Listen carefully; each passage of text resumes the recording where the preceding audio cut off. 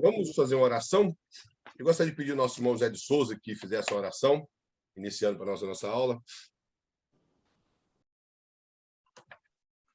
Senhor Deus eterno, Pai, nesse momento queremos te agradecer, Senhor, por mais este momento na tua presença. Pai, eu quero que o Senhor abençoe o professor e os alunos que irão receber, Senhor, essa porção de ensinamento. Dá-nos graça, Senhor, que nós possamos absorver tudo, Senhor, com clareza e com entendimento. Nos abençoe e nos guarde em nome de Jesus Cristo. Amém. Amém. Então, irmãos, nós estamos na nossa sexta e última aula da matéria de métodos de estudo bíblico.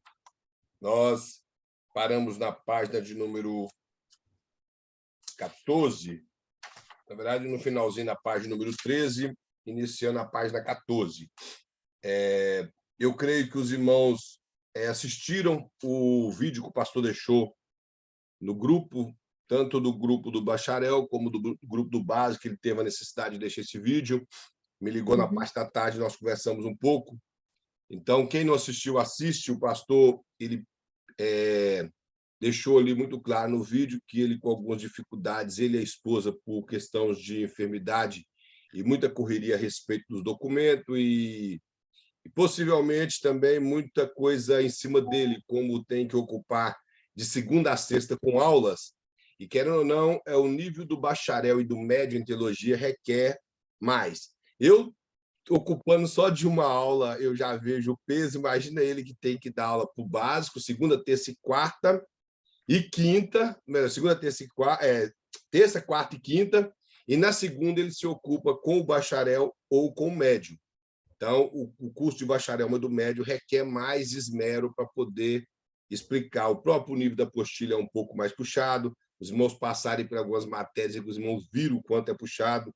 Então, talvez tudo isso sobrecarregou ele, e com algumas dificuldades de enfermidade, tanto ele e a esposa, ele pede para que nós tenhamos uma semana sem aula. Na verdade, ele vai ter só segunda-feira, não chega a ser uma semana. É só segunda-feira que vem que não vai ter aula, porque o resto da semana ele vai dar aula da mesma maneira. Porque dizer que na segunda-feira para ele sobrecarrega muito, e quase todas as coisas que é marcado no médico para ele é marcado na segunda-feira. E quando o filho dele está disponível, que leva ele com a esposa para o médico, ajuda. E a maioria das vezes ele tem que ir de Uber, porque o pastor não dirige. Então, e tem vezes que o médico, quando é junto, ele, mas a esposa facilita. Mas quando é separado, eles têm que ir em uma clínica e em outra, então tudo dificulta. Então, ele pede a compreensão dos irmãos para que na próxima aula, na próxima segunda-feira, nós ficamos off e voltamos, me parece que no dia 20, se eu não me engano, eu nem sei que dia é hoje. 23, acho. 13, dia 20, isso mesmo. Isso. Então, é o recado dele. Quem não assistiu o vídeo, assiste, que ele explica melhor, para que fique tudo esclarecido. Bem, irmãos, então nós vamos aqui no finalzinho da página número 13, onde fala do valor de um gráfico.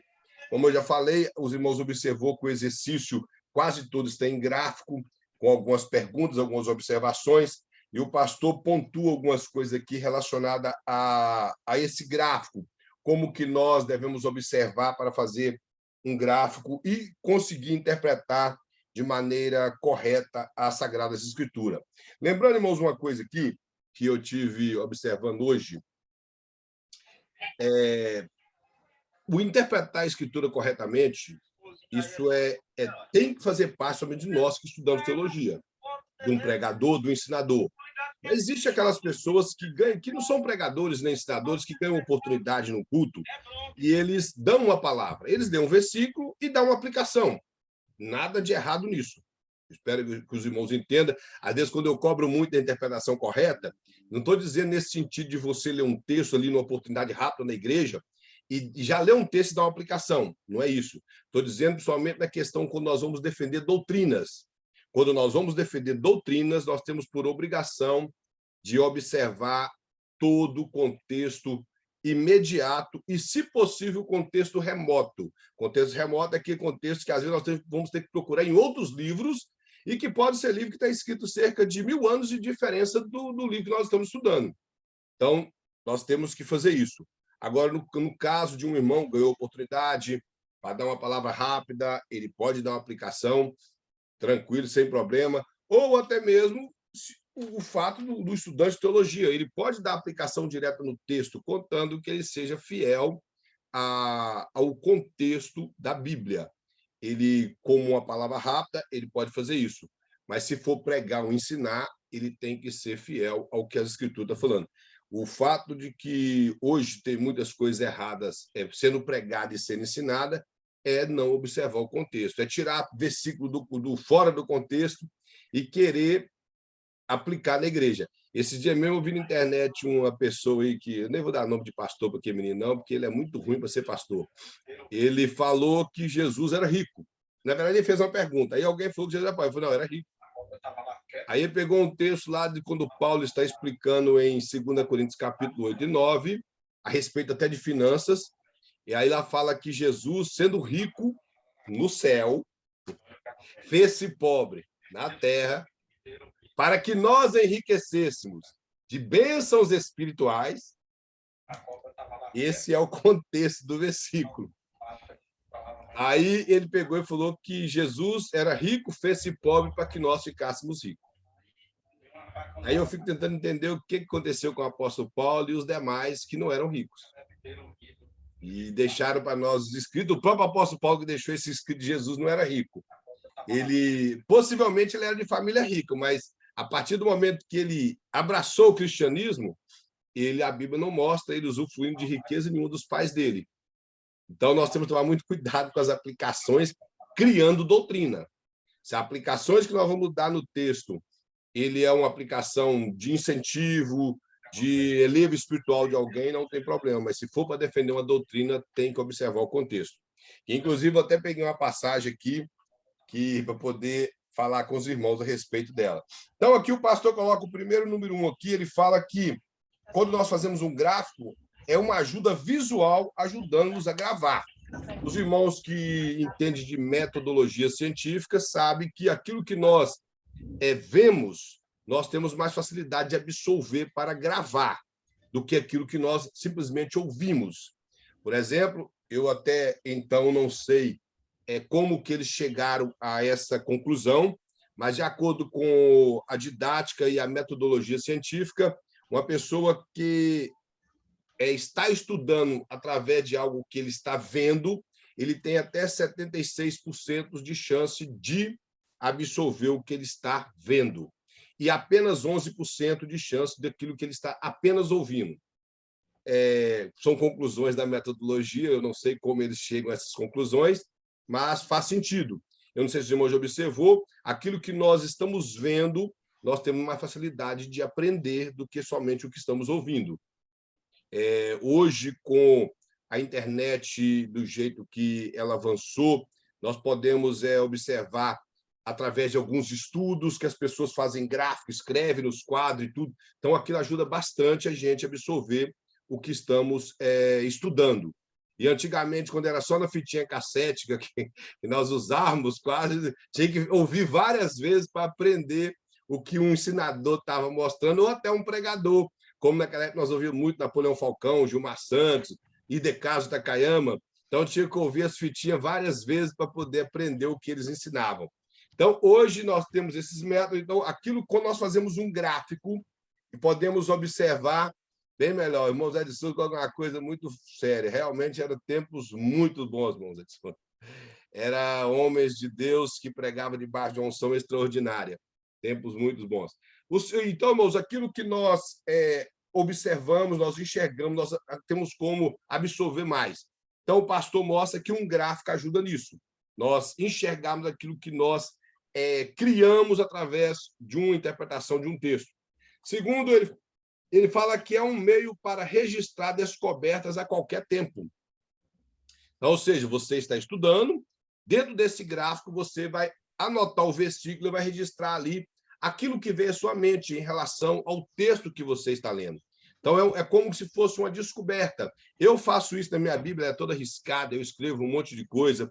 Às vezes, alguma palavra que está ali que eu não tenho conhecimento, porque, devido à tradução, pode trazer uma palavra fora do nosso vocabulário, eu vou lá no dicionário, anoto ela e vejo o significado, anoto na Bíblia. Então, na minha Bíblia eu não faço gráfico, que não tem espaço, mas eu anoto bastante coisa. E, claro, quando eu vou fazer algum tipo de estudo, eu preocupo fazer um gráfico. Uma das passagens bíblicas que ela é muito difícil conseguir estudá-la sem anotar e fazer um gráfico é as 70 semanas proféticas de Daniel. Eu creio que os irmãos já leram no capítulo 9 de Daniel, a partir do versículo 24, que é uma passagem um pouco difícil de interpretação se nós não fizermos anotações e, além de tudo, conhecer o contexto histórico daquela anotação a respeito do livro de Neemias, quando se deu a ordem para a reconstrução de Jerusalém. Então, esse capítulo 9 de Daniel, temos que estudar o livro de Neemias e de Esdras para que nós possamos conseguir interpretar da maneira correta. E a melhor forma de interpretar ali é nós conseguirmos fazer um gráfico, separar as 70 semanas da maneira que elas estão nos versículos. Lá ele fala que 70 semanas é determinado sobre o seu povo, aí fala que 7 semanas, mais 62 semanas e depois mais uma semana. Então, nós vamos descobrir sobre as 7 semanas, que são semanas de anos, daria 49 anos, quando que foi o tempo que foi descrito, que iniciou essa semana, depois qual foi o tempo que iniciou 62 semanas, que dá 483 anos, me parece. Eu acho que é isso mesmo, se os irmãos quiserem fazendo a calculadora, mas eu acho que é isso. E a última semana, que seria 7 anos. Dentro do contexto pré-tribulacionista, são os 7 anos da grande tribulação e até o pós-tribulacionismo. Acredita ser os 7 anos da grande tribulação.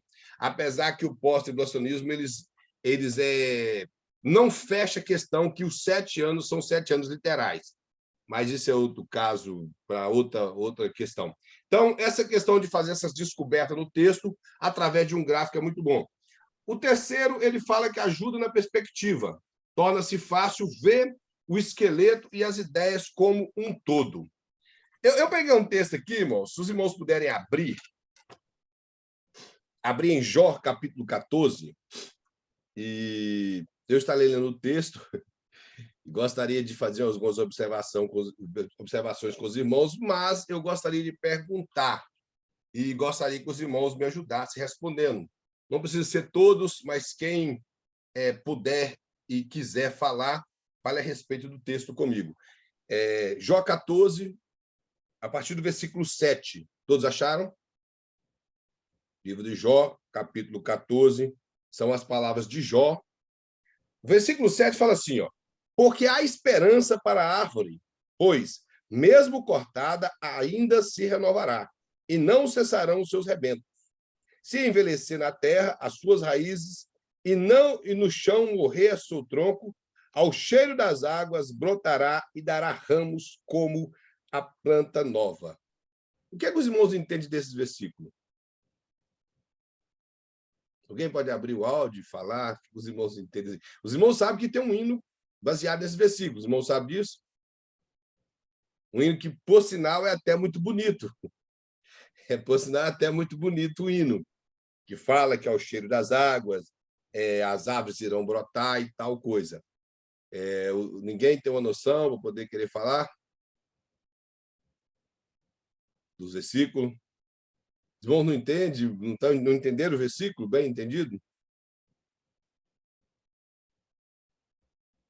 Irmãos, quer que eu leia de novo, irmãos? Vou ler novamente. Fala assim, ó: talvez na versão corrigida, na tradução corrigida, ficaria melhor esse texto. Mas eu tenho a tradução que eu uso aqui atualizada, diz assim: porque há esperança para a árvore cortada, pois, mesmo cortada, ainda se renovará, e não cessarão os seus rebentos.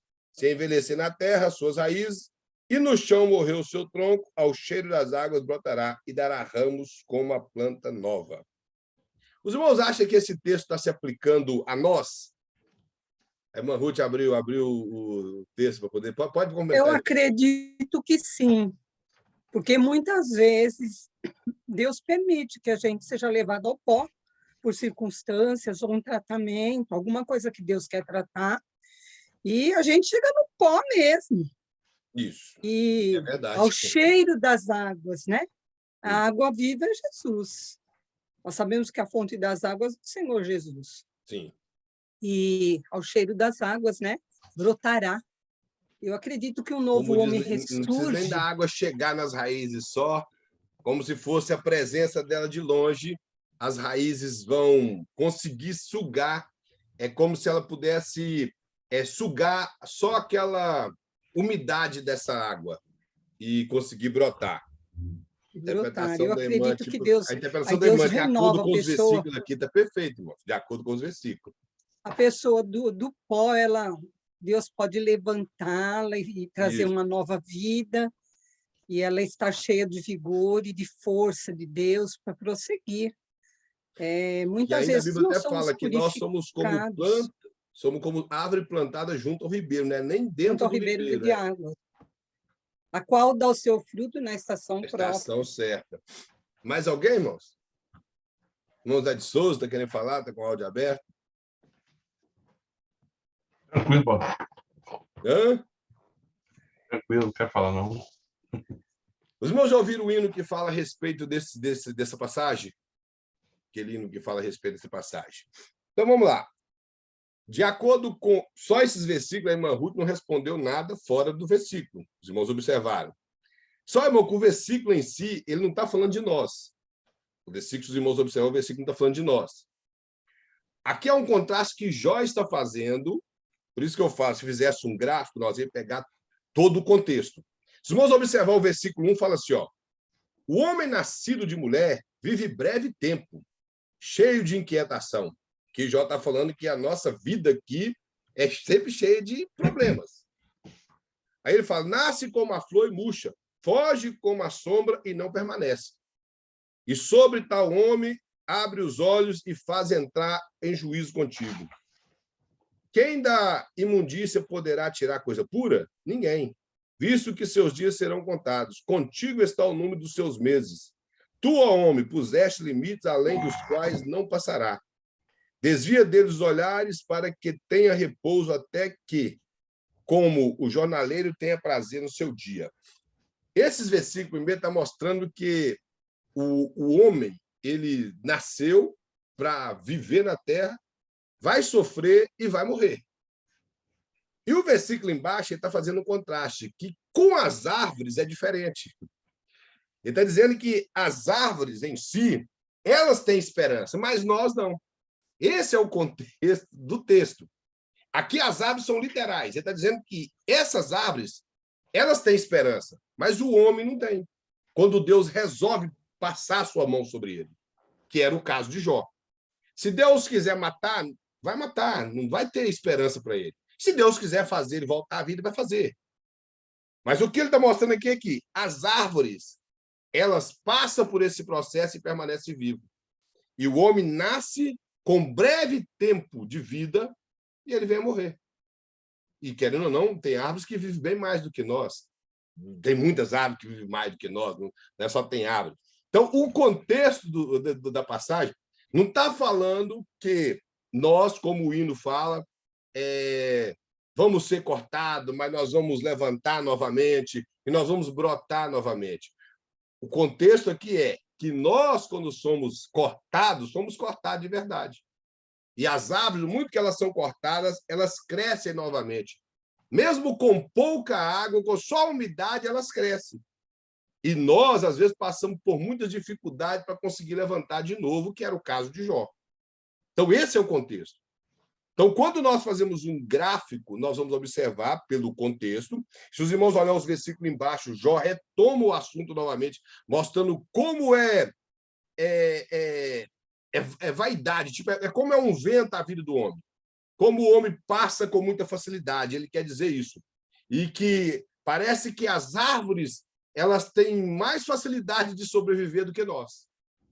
O que ele quer mostrar é isso. Porque muito que no deserto, seja o que for, essas árvores conseguem passar um processo e revigorar. E nós, se não estivermos em Deus, nós perecemos no deserto, perecemos na cidade, perecemos em qualquer lugar, se não estivermos com Deus. Esse é o contexto do versículo. Então, quando nós fazemos um gráfico, fazemos um esqueleto, conforme o ponto 3, da passagem em um todo, nós vamos conseguir entender o que realmente o texto está falando. Voltando ao início que eu disse, se você pegar esse texto e já ler e fazer a aplicação, como nossa irmã Ruth fez, em uma mensagem que você ganhou a oportunidade, não tem nada demais. Você quer dar uma palavra amiga para alguém, você está querendo trazer uma palavra de ânimo para a igreja. Agora, se você estiver no estudo bíblico, você tem que ser fiel às Escrituras. E se você quiser fazer uma doutrina em cima disso aqui, você tem que ser fiel às Escrituras. É nesse sentido que eu estou dizendo. Então, não há problema dar essa aplicação. Mas para os irmãos observar, o hino, o que é hino? Eu não sei se os irmãos entendem a respeito disso. Eu particularmente, não canto. Eu sou um da minha família que não aprendi a tocar e não aprendi a cantar. O único, estou falando sério, da minha família todo mundo toca, todo mundo canta. Eu sou o único que não. O dom pulou eu e pegou minha filha. Minha filha toca e canta e eu não consegui aprender a fazer nenhum e nem outro.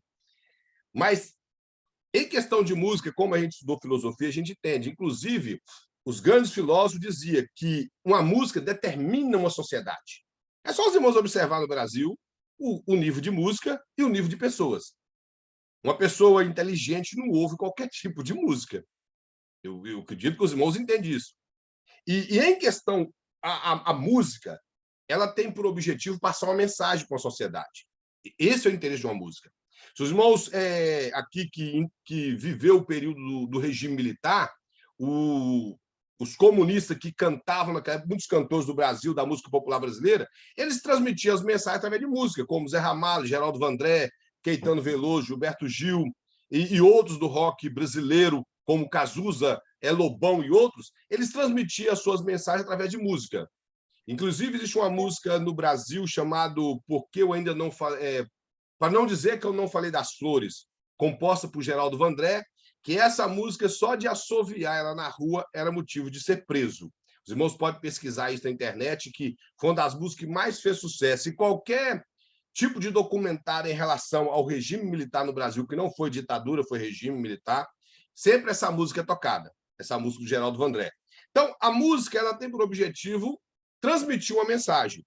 E na questão dos hinos, se nós formos transmitir uma mensagem evangélica para o povo, uma mensagem de conforto, temos que ser fiéis às Escrituras. Porque hino, ele é uma mensagem cantada. Então, nós não podemos fugir da fidelidade bíblica e cantar coisas que não é a realidade do povo, não é a realidade bíblica para o povo. Eu estou falando de hino, não estou falando desses negócios que o pessoal anda cantando aí, que eles falam de tudo, mas de menos de Jesus. E esses tipos de música que estão fazendo hoje, que é mais entretenimento, que porque cita algum personagem bíblico, mas não é adoração a Cristo. Cita personagem bíblico, mas acha que está cantando hino. Aí tem uns hinos aí, que eu não sei se os irmãos gostam, de Joquebed, de Moisés não vai morrer. Mas eu estou me importando com Moisés já morreu. Eu estou importando com o Cristo que vive. Eu quero um hino que fala de Cristo. Os irmãos estão entendendo? Hino que fala de Cristo. E o mais interessante é que muitas seitas fala mais de Cristo do que hinos de igreja evangélica. Por exemplo, tem o Prisma, que é da igreja adventista, eles cantam mais hino que fala de Cristo do que as igrejas evangélicas, como a Assembleia de Deus, igreja, às vezes, até que a Batista, mais presbiteriana, a presbiteriana, principalmente, ela zela muito pelos hinos que falam de Cristo. Então, os hinos têm que ser cristocêntricos, têm que falar de Cristo, têm que exaltar a Deus. É só observar o maior hinário que está na Bíblia, que é os Salmos. O muito que alguns salmos são imprecatórios, que são salmos de vingança, mas o interesse do salmista ali é revelar a glória de Deus, é transmitir a glória de Deus. Os irmãos podem observar isso. Os salmos que são salmos de penitência, onde eles estão confessando as suas falhas, também tem por interesse glorificar o nome do Senhor. Como o nosso irmão colocou aqui, os hinos antigos são como se fosse Bíblia cantada. E a Bíblia própria ensina isso, irmãos. A Bíblia fala que quando se reunir, a Bíblia fala, uns têm salmos, salmo é Bíblia cantada. Isso quer dizer salmos. Está lá em 1 Coríntios, capítulo 14, versículo 26. Quando fala, quando vós reunidos, uns têm salmos, outros têm doutrina, que é o ensinamento bíblico, outros têm línguas, outros têm interpretação e outros têm revelação. Isso está mostrando um estilo de culto. Então, os hinos têm que ser Bíblia cantada.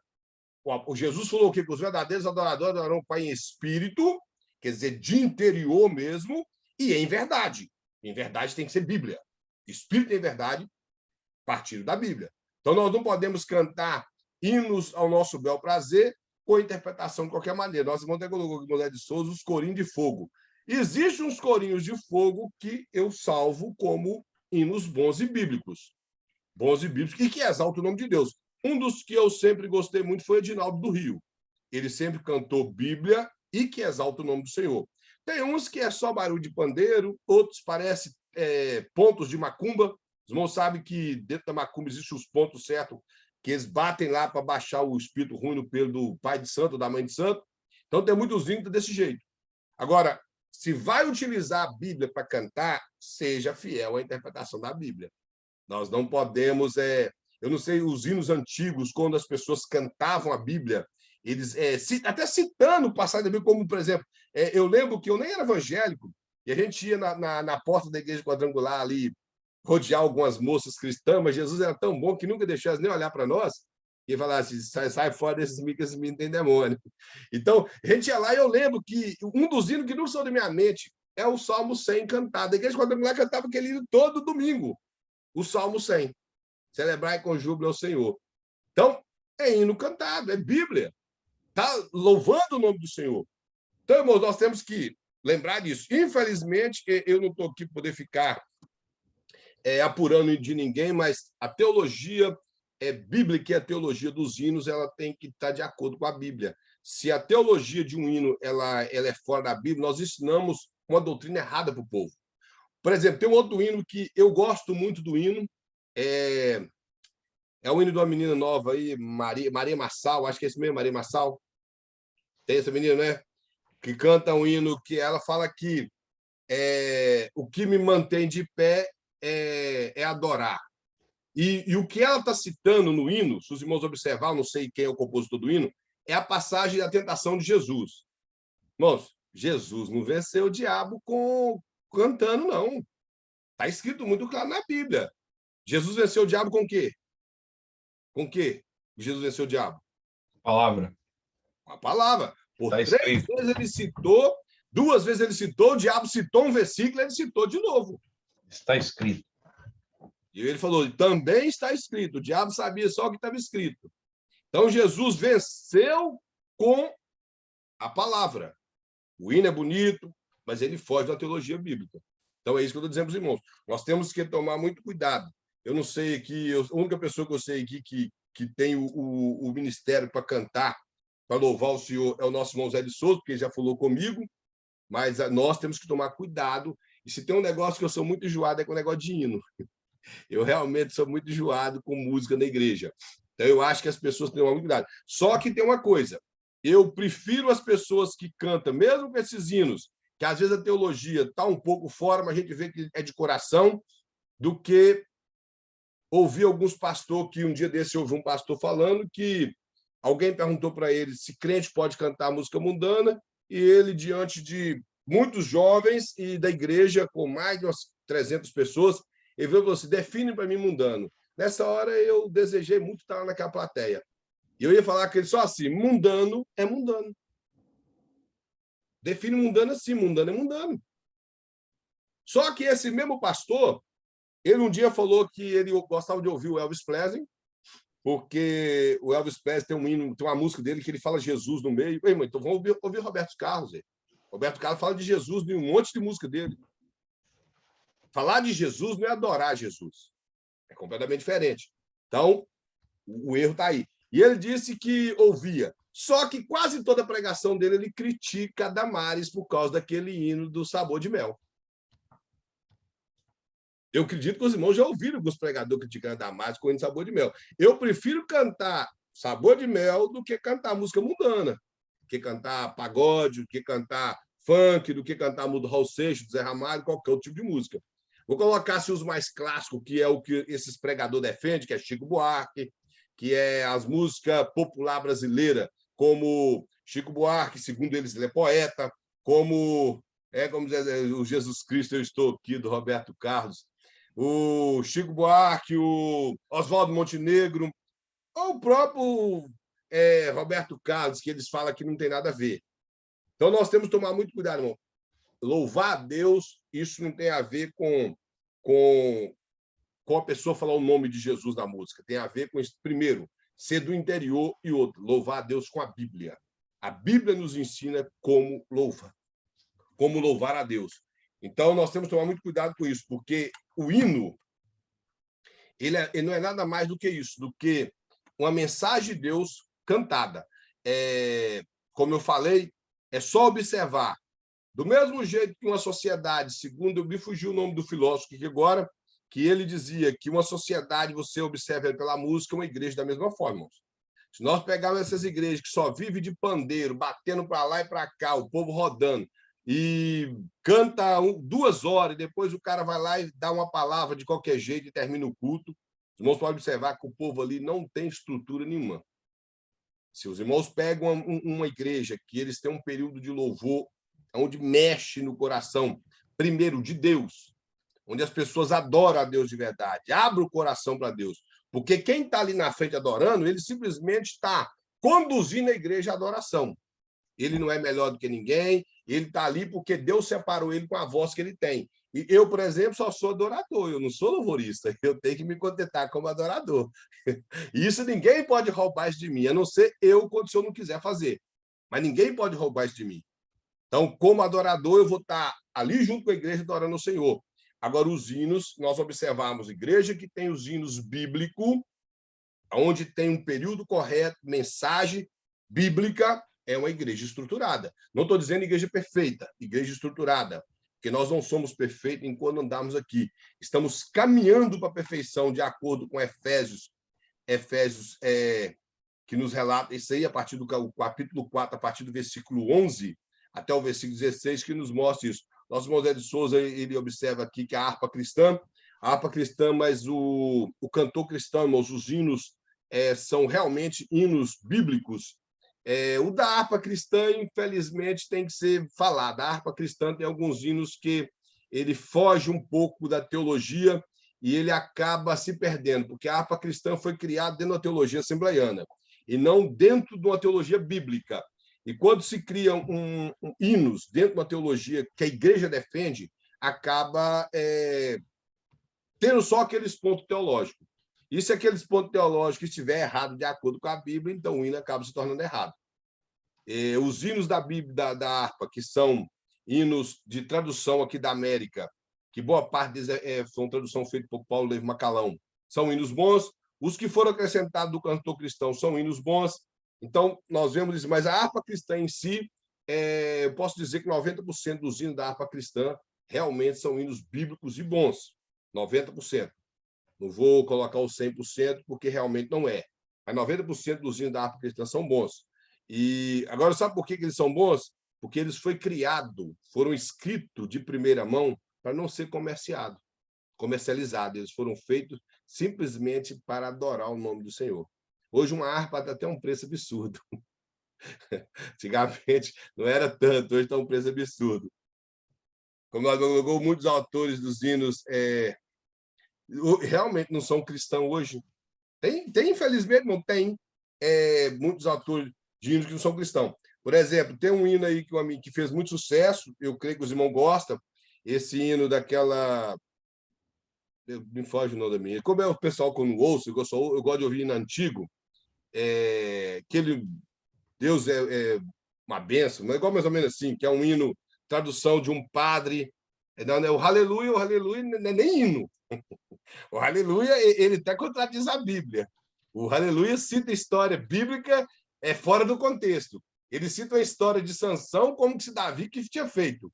Mas eu estou falando um hino aí que uma menina canta aí, começou a ver sucesso aí, fez sucesso, não sei se ano passado. Então, é um hino de um padre aqui da América que foi traduzido para o português. Então, esse negócio tem uma certa polêmicazinha na internet. Eu, particularmente, não concordo de cantar hino que não seja de um servo de Deus. Para mim, as pessoas fazem, ela já ganhou espaço, então, como diz, são pessoas brigando na internet à toa. Ela continua cantando o hino e fim de conversa. E sem contar isso que nós José de Souza aborda aqui, é o colocar letras em cima de música mundana. Então, eu acredito que se o Espírito Santo dá completo. Que Espírito Santo é esse? Que te dá a letra do hino e você tem que copiar uma melodia mundana. Então, irmãos, o quarto ponto aqui fala criar originalidade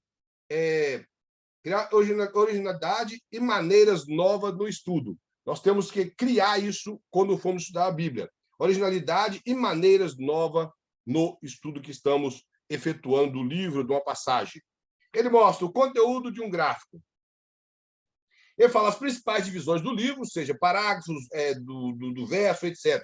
Nós temos que criar esse gráfico dessa forma. Inclusive, embaixo tem até um gráfico nos mostrando como separar aquele pegou do livro de Jonas, e que eu até falei na semana passada sobre o livro de Jonas, que, infelizmente, não tem nada de exemplar para nós em questão de bom, e o pastor acabou colocando o próprio livro de Jonas aqui. Aí ele mostra tema e propósito, por que tem aquele tema e aquele propósito no livro, nós temos que questionar isso, e a pessoas, eventos e verso-chave, o versículo-chave. Nós temos que observar a pessoa principal do livro, ou as pessoas, que tem livro que tem mais de uma pessoa. O livro de Jonas, por exemplo, tem apenas ele. Os ninivitas eram um povo, e os marinheiros aparecem só na primeira parte do livro. Então, o personagem principal na Terra é Jonas, e Deus, que, na verdade, é o personagem primordial do livro de Jonas. Como eu sempre falo, não é o grande peixe ou baleia, não faz diferença. A tradução não é, apesar do grande peixe ser mais falado nas pregações do que o próprio Deus. O pessoal fica encantado com o peixe que engoliu um homem, mas não fica encantado com Deus que guardou aquele homem. Como eu já falei, irmão, outras coisas que eu fico olhando, as pessoas falam que Deus enviou o peixe para punir Jonas. Não foi para punir Jonas. O peixe foi para salvar Jonas. Irmão. Salvar Jonas. Só o Valdomiro Santiago que conseguia nadar daquele lugar onde Jonas estava até na terra, mas ninguém nada dessa distância. Só o Valdomiro Santiago. Jonas foi engolido por um peixe para ele voltar para a terra, porque ele foi lançado no meio do mar bravio. Então, não tinha como ele nadar até na terra. Os irmãos estão entendendo? E, claro, lá no ventre do peixe, ele sentiu a amargura da vida dele, a ponto dele falar que das profundezas do inferno eu clamei ao Senhor. Então, nós vemos que a personagem principal do livro de Jonas é Deus. O próprio Jonas fala isso, que Deus é a personagem principal. Quando Deus questiona com ele, ele fala, e por isso que eu não queria vir aqui, porque eu sei que o Senhor é Deus misericordioso. Então, a personagem principal é Deus. Deus chama Jonas, Deus dá outra oportunidade para Jonas, mostrando que, do mesmo jeito que Deus estava dando a oportunidade para o Nínive, Deus estava dando para ele novamente, ele ainda se achava melhor, ele teve duas oportunidades, e ele achava que Deus não podia dar oportunidade para os ninivitas. É só os irmãos observar aí. Deus chamou, ele desobedeceu, Deus deu outra oportunidade, e ele ainda não quis que os ninivitas fossem salvos. Então, aqui o pastor vai mostrar que nós devemos observar isso. Os versículos principais, para mim, o versículo principal de Jonas é esse, onde ele fala que Deus é Deus misericordioso. Quer ver? Deixa eu pegar o versículo aqui para mostrar para os irmãos, que fica mais fácil lembrar o versículo. E Jonas foi alguém, então, o livro de Jonas, na verdade, a história de Jonas foi algo tão maravilhoso que ele é citado pelo próprio Jesus.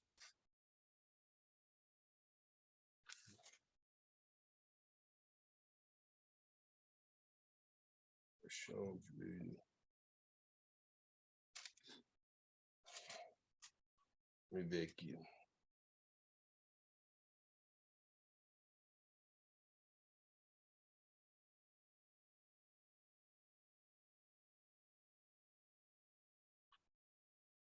Esse é o versículo 2, que fala, orou ao Senhor e disse, Senhor, não foi isso que eu disse, estando ainda na minha terra? Por isso me adiantei fugindo de Tarsis, pois sabia que és Deus clemente. Clemente quer dizer que não leva em conta o tempo da ignorância. Que é Deus clemente, misericordioso, tardio em irar-se, grande em benignidade, e que te arrepende do mal. Se arrepender do mal é arrepender daquele mal que ele iria fazer, não que Deus precise de arrependimento. É que Deus muda o plano dele em relação ao que ele iria executar sobre um povo que ele deu uma profecia. Então, esse versículo, que é Jonas 4, versículo 2, para mim é o versículo-chave do livro de Jonas, e não o versículo em que Jonas foi lançado no mar, que o peixe engoliu ele. E, então, para mim, os eventos nós observamos no livro de Jonas, que aqui tem um gráfico, que houve alguns eventos primordiais no livro de Jonas, que seria a fuga dele, depois ele sendo lançado no mar, ele tendo uma segunda oportunidade, mesmo sendo através de uma situação amarga na vida dele, E o outro evento principal foi a falta de misericórdia dele em relação a 120 mil pessoas dentro de uma cidade. Então, nós vemos que isso é interessante. Aí ele fala que, por exemplo, através a letra A, B até E, e no terceiro ponto. Ele fala pessoas, como eu já falei, quem são as pessoas principais do livro, os eventos, como eu acabei de falar agora, a localização do livro, que o livro de Jonas ele está relatado no próprio primeiro capítulo, já mostra que ele desceu para Jope, e ali ele queria fugir para Tarsis. Tarsis é uma cidade daquela época ao norte da Espanha. Tudo sugere que a Espanha já existia nessa época. Então, ele foge para Tarsis, tentando... Não vou dizer que ele tentou fugir de Deus. Ele tentou fugir da responsabilidade, porque Jonas tinha uma intimidade com Deus tal que ele sabia que era impossível fugir de Deus. Então, esse fugir de Deus que ele fala, nós temos que entender que é fugir da responsabilidade dele. Então, a localização, as duas cidades, os locais que o livro narra é Tarsis, Jope e a cidade de Nínive, que ele... E isso ajuda bastante quando nós podemos discorrer uma geografia e saber o tanto que ele caminhou devido à desobediência dele, o tempo, quando foi que Jonas escreveu. O livro de Jonas é citado no livro de Reis, e esse período também que ele estava indo condenar a cidade de Nínive é o mesmo período que o Império Assírio. Nínive era a capital da Síria, Assíria e não Síria. Era a capital da Síria, então a Assíria estava começando a ganhar muita força. Já havia abatido o Egito, já havia abatido alguns reinos que existiam no seu período, então ela estava começando a se fortalecer. E devido ao que conta a alguns historiadores, que a cidade de Nínive era uma cidade de um povo muito cruel, e o avanço deles nas guerras poderia levar Jonas a não querer pregar lá por isso. Alguns interpretam assim, que como eles estavam avançando e crescendo muito, no pensamento de Jonas era melhor se eles fossem destruídos, do que eles viessem a crescer e acabar destruindo o povo dele, como realmente aconteceu no ano 700 e poucos, 722 aproximadamente, antes de Cristo, que a Síria invadiu o Reino Norte, que é o Reino de Samaria, o Reino de Israel, e levou cativo o povo para lá. Então, o pensamento de Jonas não estava errado em relação à Síria. Então, essa era uma das razões que ele não queria. Como eu estou falando, o tempo seria isso, o período do reinado que a Síria estava avançando bastante, e a quantidade que eu não sei se o pastor coloca quantidade de pessoas, então é um número muito grande, que nós vemos o próprio Jonas, vemos os marinheiros, que nós não sabemos quanto, 120 mil das pessoas da cidade de Nínive, e podemos englobar o próprio Deus. Só que as duas pessoas principais do texto seria Jonas e Deus. Aí ele mostra a quarta lição, que seria as lições principais, que é a aplicação do texto. Quando você dá a interpretação do texto e você interpreta o texto no seu literal e depois aplica na igreja, na necessidade do povo, na necessidade da igreja. Então, sempre é aquela história que Deus vai mandar um peixe para engolir a pessoa desobediente, que o povo não quer obedecer, que o povo está fugindo da missão. Amém. Que se Deus está mandando falar, que fale. Mas há vários tipos de aplicações no livro de Jonas, principalmente a aplicação principal, como eu falei, é reconhecer Deus como o maior Deus de todos. Que nós vemos isso, que o próprio livro de Jonas declara isso, que os marinheiros clamaram pelos seus deuses. Mas quando Jonas fala quem era o Deus que ele servia, os marinheiros ficaram mais perturbados ainda, porque eles estavam em alto mar, e quando Jonas fala, eu não sei porque que Jonas fez questão de falar isso, eu sou hebreu e sirvo ao Deus que fez os céus e fez o mar. Então, imagina quando você fala que o Deus que você serve é quem criou os mares, e as pessoas que estão no local é pagão, que possivelmente eles acreditavam que o mar estava revolto por causa de Poseidon, que era o rei dos mares, de acordo com a mitologia grega, ou outros deuses que eles serviam. Então, nesse pensamento de um Deus que era revolto contra o mar, ele fala que serviu um Deus que criou o mar. Imagina o quanto aqueles homens temeram. Então, esse tipo de de aplicação, de mostrar que Deus é maior, e além de ser maior, ele transcende o nosso pensamento, ele transcende todas as nossas imaginações e tudo, e mesmo assim ele é clemente, ele é misericordioso, ele é um Deus que atenta para nossas misérias e nos ama mesmo assim. Então, isso para mim é o primordial do livro de Jonas, entender como Deus é misericordioso. Ele mostra, fazer as comparações, algumas comparações que tem no livro de Jonas, ou melhor, no outro livro, eu estou falando do livro de Jonas aqui, mas na verdade seria qualquer livro que nós estivéssemos estudando. Ele fala títulos dos capítulos e tema do livro.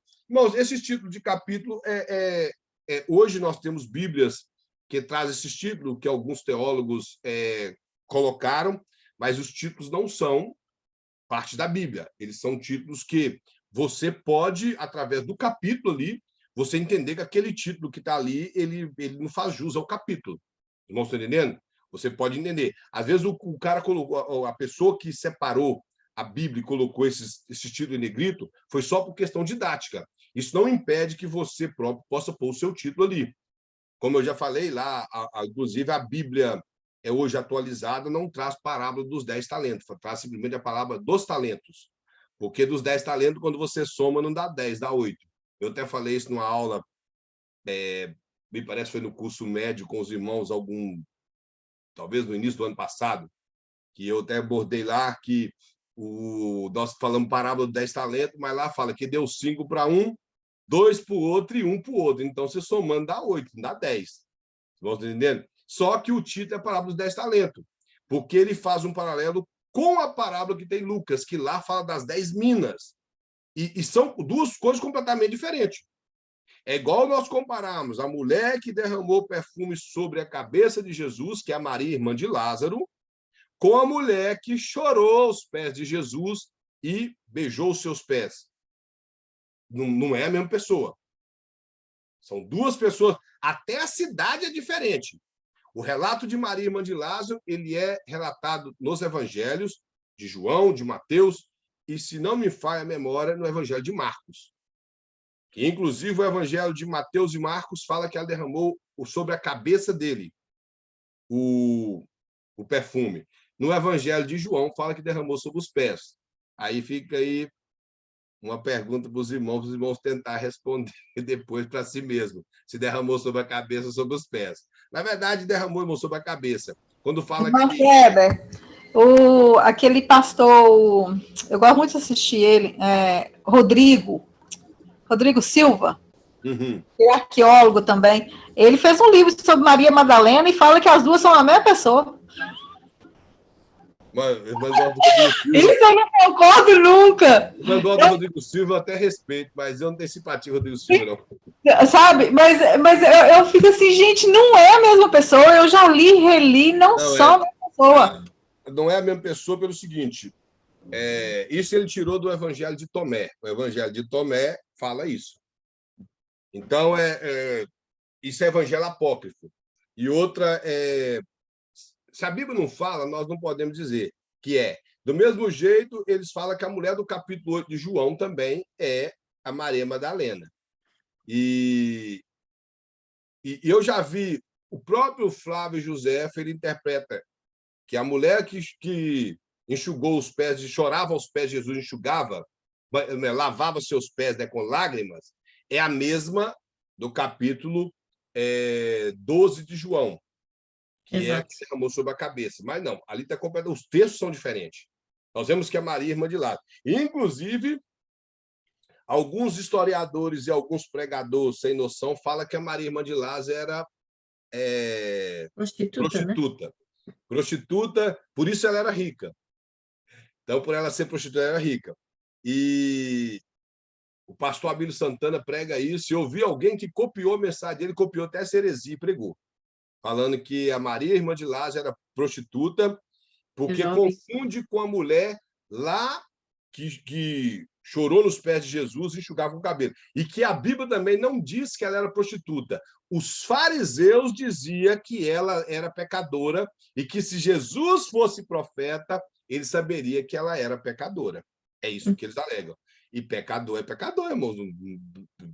Principalmente para os judeus, principalmente para os fariseus. Só de não obedecer à religião farisaica era pecador. Então, se ela tinha uma vida promíscua, nós não sabemos. A Bíblia não fala. E já o Evangelho de João, eu não sei se os irmãos já reparou, João ele é muito detalhista. João dá nome nas coisas, ele fala quem é. Por exemplo, João, quando ele vai falar da Maria, irmã de Lázaro, no capítulo 11, ele fala uma aldeia de Marta, Maria e Lázaro. Ele vai embaixo falando assim, essa Maria é aquela que derramou perfume sobre Jesus, no capítulo 11. E ele só relata do perfume derramado no capítulo 12. Então, nós vemos que João é detalhista. Quando João entra, João assistiu Jesus sendo julgado na casa do sumo sacerdote. Está escrito no Evangelho de João. E ele fala assim, que o discípulo amado era amigo do guarda. Então, ele conseguiu entrar e pediu que deixasse Pedro entrar também, porque ele era amigo do guarda. Então, nós vemos que ele faz observações. Por que se aquela mulher, lá do capítulo 8, fosse Maria Madalena, qual a razão que ele teria dito que ela era Maria Madalena? Exatamente. Então, vocês vão entendendo? Então, são muitas pesquisas em livros apócrifos e as pessoas ficam colocando livro apócrifo com a Bíblia. A Bíblia, os livros apócrifos, algumas coisas podem estar de acordo com a história, mas outras não. Que boa parte desses livros apócrifos que acompanhou o Novo Testamento são apócrifos gnósticos. Todos eles estão defendendo uma questão gnóstica de que o corpo não presta, que presta é o espírito, que boa parte deles quer relacionar Maria, a Maria, mãe de Jesus, como alguém que nasceu sem pecado, de uma linhagem sem pecado. Aí eu fico tentando entender que é um povo que veio de toda a vida sem pecado. A mãe dela, a avó, a bisavó, a tataravó, não sei o que de vó, e que era para tudo vivo, está vivo até hoje, né? Porque o que mata a pessoa é pecado. Jesus, inclusive, ele teve que se entregar à morte, porque a morte não podia levar ele. E por isso ele ressuscitou, porque nem pecado ele tinha. Ele pôde ressuscitar por si mesmo, por não ter pecado. Então, se os irmãos observar, ele falou o quê? Pai, em tuas mãos entrega o meu espírito. A morte não tinha como levar ele, porque ele não era pecador. E a morte só reina onde tem pecado. Então, se Maria vem de uma linhagem de povo sem pecado, como ela também não teve, tinha que estar tudo vivo. Ou esse povo tudo foi para o céu. Igual a sessão de Maria, que eles concluíram em 1950, que ela foi realmente para o céu.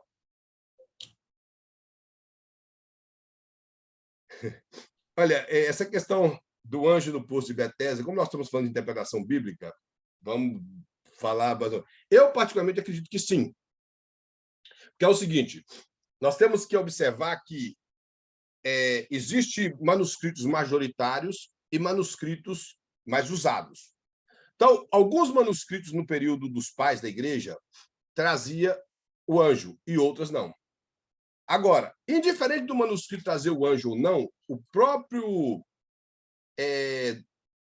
a pessoa que estava ali paralítico disse que a água era agitada. Os irmãos podem observar o texto. O único versículo lá que está em colchete, quando alguns versículos na Bíblia estão em colchete, no Novo Testamento, é porque alguns manuscritos ele não existia. Que, segundo o povo, é os manuscritos mais antigos. Porém, esses manuscritos mais antigos, ele pode ser mais antigo porque ele não foi usado, porque era manuscrito ruim. Porque, infelizmente, os copistas da Bíblia do Novo Testamento, eles não foram cuidadosos como os copistas do Velho.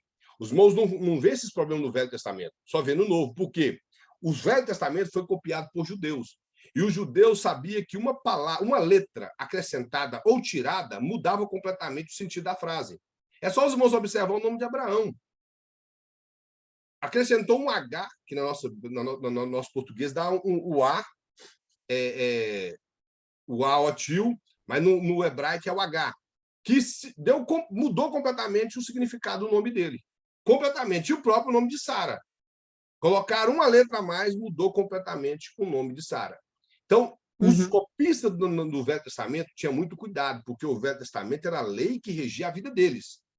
Já no Novo Testamento, os pais da igreja, outros copistas, eles não tinham cuidado. Primeiro que a maioria das cópias eram ditadas, porque naquela época não existia luz elétrica. As pessoas se preocupavam em fazer de dia na sua casa ali com uma pequena janela. Alguns começavam a fazer um manuscrito e não terminava. Ao invés de pegar o manuscrito e jogar fora, não jogava, largava lá, alguém pegava aquele negócio, copiava e passou para frente. Então, alguns manuscritos, irmãos, que são... hoje, existe mais de 4.000 manuscritos que são confiáveis no Novo Testamento e que boa parte deles retrata essa passagem do anjo no poço de Betesda. Há o pensamento de que não existia anjo e há o pensamento que o poço de Betesda era pagão. Eu, particularmente, não acredito que era pagão. E sabe por que eu acredito que o poço de Betesda, um anjo descia lá? Porque o próprio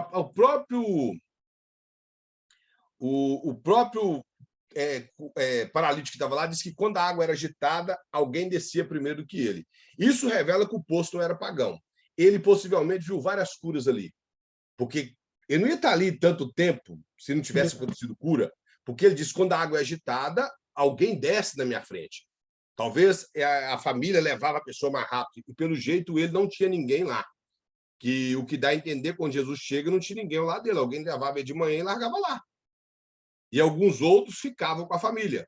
Então, o poço não era pagão. Primeiro que era dentro de Jerusalém, os irmãos observar, fala que estava perto da porta das ovelhas, então era um poço feito ali. E o principal é o objetivo que o Evangelho de João foi escrito. O Evangelho de João foi escrito para debater o gnosticismo. O gnosticismo tinha como figura principal os anjos. Inclusive, eles são chamados no livro na carta de Paulo aos Colossenses como de rudimentos do mundo e poderes celestes. Então, o pensamento gnóstico era que os anjos eram perfeitos, por eles não ter um corpo humano. Eles eram apenas espírito, então eles eram perfeitos. E eles adoravam anjos.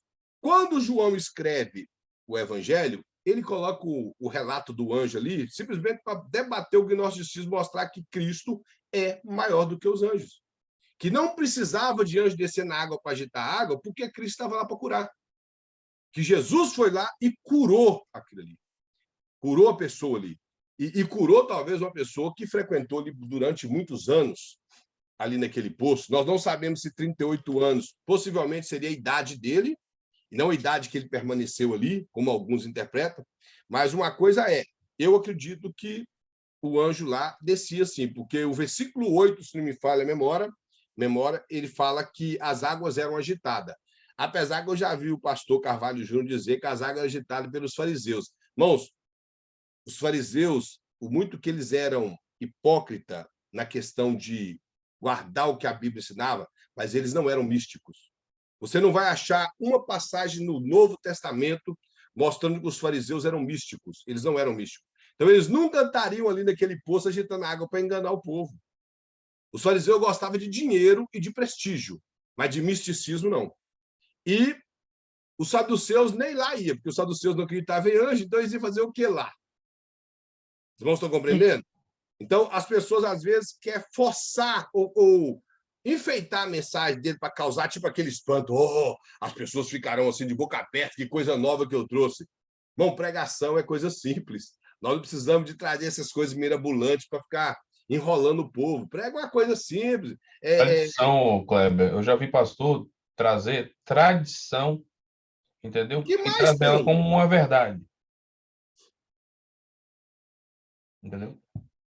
As pessoas estão pregando hoje em dia mais tradição. Inclusive, esse ano no Camboriú, eu achei até bom o pastor Gisiel Gomes, de uma maneira muito simples que ele tem de pregar, ele falou desses homens que estão pregando mais Flávio José, uma coisa que eu sempre falo, os irmãos que estão cansados de ouvir eu falar do Flávio José, falando de Flávio José, tradições judaicas, tradição não sei o quê. O apóstolo Paulo, irmão, fala para nós não agarrarmos com isso. Tradições, fábulas, genealogia. A Bíblia é suficiente. Esses livros auxiliares é simplesmente para acompanhar aquilo que você quer mostrar para o povo, e esses livros simplesmente vieram para mostrar para as demais pessoas que a Bíblia é a autoridade, que antes deles serem escritos, a Bíblia já estava escrita. A Bíblia já estava escrita. Então, eles simplesmente vieram para mostrar que os relatos bíblicos são verdadeiros para aquelas pessoas daquela época. E as pessoas hoje em dia estão pegando mais isso, como eu falei, pegando livros apócrifos que acompanham o Novo Testamento, como o Evangelho de Tomé, Evangelho de Filipe, Atos de Paulo, Apocalipse de Pedro, e pregando o livro de Enoque e está indo por diante. E o Flávio José, Eusébio de Cesareia, são livros excelentes, meu, tem todos. Flávio José, Eusébio de Cesareia, Suetônio, tem esses livros todos, são excelentes livros, no conteúdo histórico, mas não concernente à Bíblia. Concernente ao nosso irmão, eu acho que pergunta em relação... Quando a Bíblia fala que Deus lembrou de Noé, não é lembrar no sentido assim, que Deus esqueceu. É que Deus... no sentido que fala assim, que lembrou-se Deus de Noé, é o sentido que, devido ao que passou ali, o tempo que passou que Noé ficou na arca, que foi aproximadamente 174 dias, 374 dias, ele quando o Fabio fala que Deus lembrou de Noé, que chegou o momento de Deus tirar Noé da arca. Então, acho que a linguagem melhor que Moisés usou para comunicar para o povo, que seria isso. Deus lembrou de Noé assim, que chegou o momento de tirar Noé da arca, não que Deus esqueceu de Noé, porque Deus não esquece nada, que Deus teria esquecido dele e lembrou depois. Seria nesse sentido, meu irmão. A foto do poço era muito profundo. E essa questão, igual nós vamos colocando José de Souza, é a suposta novidade bíblica para causar espanto no povo. O pessoal ficar assim, de boca aberta, uau! As pessoas, não sei se o irmão já reparou, as pessoas ficam assim, na hora de pregar. Ele coloca uma pergunta e parece que é uma pergunta difícil, porque ele simplesmente julgou com palavra para um lado para o outro e fala assim, se todo mundo falar amém, eu respondo. Aí você fica falando amém, que você está pensando que vai ser aquela resposta extraordinária, e o cara fala coisa com coisa que... Aí você vai falar assim, mas era isso? Era isso que ele está falando? Esse principalmente, irmão Zé de Souza. Esse principalmente. Então, irmãos, o evangelho é simples. Um dos maiores pregadores que existiu no Brasil, para mim, foi o pastor Bernard Johnson. Eu creio que os irmãos aqui sabem quem foi Bernard Johnson. Ele foi um dos maiores evangelistas que já existiu no Brasil, fundador da ETAD, um mineiro que era pastor-presidente, pastor de convenção, morreu em 1977. Foi pregou na região de Ipatinga, lá no campo do Ipatingão. Toda vez que ele ia pregar, irmãos, era centenas de almas que convertia. Foi um cara extraordinário, com uma mensagem simples. E tem uma coisa, se você pesquisar a vida de Bernard Johnson, ele era doutor em teologia formado aqui nos Estados Unidos, porque... Billy Graham também. Hã? Billy Graham, as mensagens dele... Billy Graham também, que era doutor em teologia, mensagem simples, pregando contra o pecado. Esse era o pensamento do cristianismo. Se nós olharmos o próprio Jesus, irmão, pregava de maneira simples. E tem uma coisa, muito que as cartas de Paulo tem umas dificuldades para nós interpretar devido a algum contexto cultural, mas se os irmãos pegar 1 Coríntios, 2 Coríntios, na 1 Coríntios, capítulo 2, os irmãos vão observar que Paulo pregava simples, porque Paulo era rejeitado pela igreja de Coríntios. Os irmãos já observaram isso? Que eles rejeitaram Paulo porque eles preferiam Apolo, porque Apolo era grego, possivelmente ele era muito bom de oratória, a Bíblia fala que ele era bom, ele era eloquente, então ele deve que tinha uma retórica, uma oratória muito boa, e além de ser eloquente, que ele era bom de Bíblia, ele sabia colocar aquilo ali e ficava bonito. E Paulo chegava e pregava simples. E Pedro pregava, eles gostavam mais de Pedro do que de Paulo. Se você for olhar o livro de teologia de Pedro e Paulo, nas próprias cartas, é completamente diferente. Não sei se o irmão já observou, o apóstolo Paulo não mistura teologia com ortodoxia. Ele coloca teologia e teologia prática sempre nas cartas de separado. Pedro mistura. É claro, não estou criticando Pedro, irmão, que é inspiração bíblica. Estou dizendo o nível de questão teológica. O do apóstolo Paulo é bem mais, mas o povo preferia Pedro. Eles preferiam Pedro, existiam partidos que preferiam Pedro ao invés de Paulo. Então, mostra que a pregação de Paulo era uma pregação simples. Ele simplesmente tinha unção para pregar, mas ele era alguém que pregava simples, mesmo tendo deixado para nós quase 50% do Novo Testamento escrito. Então, nós vemos que ele pregava de forma simples. A pregação do evangelho é simples. Jesus pregou de forma simples. É só observar os evangelhos. Jesus pregou da forma mais simples possível. Mais simples possível, Jesus pregou. Jesus falava a linguagem do povo, falava de peixe para pescador. Quando Jesus foi chamar Pedro para poder seguir a ele e ser ganhador de alma, ele falou o que para ele? Venha ser pescador de homens, porque era o ofício de Pedro pescar. Jesus falava de agricultura para agricultor, ele falava da linguagem do povo. Para os fariseus, ele falava na linguagem dos fariseus. Assim era Jesus. Parábolas. Então, Jesus falava a linguagem do povo. E hoje, às vezes, nós aprendemos meia dúzia de palavras teológicas e chegamos no lugar para pregar e chegamos ali, gastamos tudo para poder mostrar que estudamos teologia. O intuito é fazer a mensagem ser entendida. Às vezes a pessoa ele usa um português tão rebuscado que é difícil entender ele. Difícil. Eu, particularmente, quando eu vi o Napoleão Falcão pregando, eu ficava assim, o que ele está falando? É claro, nós temos que entender o nível da pessoa e, às vezes, a pessoa tem aquele nível, a linguagem dela é aquela no cotidiano. Mas eu estou entendendo que nós estamos falando de pessoas que forçam para falar bonito, para expressar algo que vai causar admiração no povo. Então, se a pessoa falar bem, irmãos, que pregue falando bonito, mas não tem necessidade de não pregar simples. A simplicidade, às vezes, não está em falar a palavra errada. Isso não é simplicidade. A simplicidade está em interpretar a Bíblia e aplicar da maneira mais simples. Sem preocupar com Flávio Josefo, com não sei mais quem. E outra coisa, irmão, se o Flávio Josefo disse o que contradiz a Bíblia, não me interessa. Não me interessa. O Flávio Josefo disse que a mulher do capítulo 8 do Evangelho de João é Maria Madalena.